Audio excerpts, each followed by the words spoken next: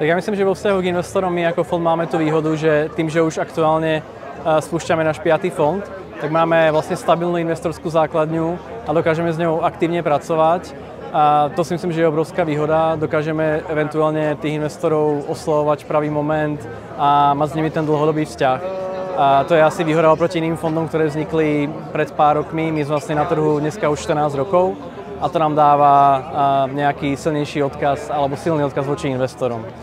A čo sa týka zakladateľov, tak si myslím, že my razíme celé tie roky takú teóriu, že zakladateľ je na prvom mieste a hovoríme, že vždycky sa snažíme prejavovať čo maximálnu, povedal by som, až lásku k tým zakladateľom, pretože vieme, aké ťažké je tú firmu viesť, aké ťažké je ju založiť a že ten zakladateľ je častokrát v tej firme sám, pretože nie všetky problémy a trápenia, ktoré má, môže zveriť svojmu manažmentu a tak sa snažíme byť tým jeho prisediacím alebo tým, kto je v tej sedačke toho pasažiera a pomôcť v situáciách, ktoré sú vlastne extrémne náročné.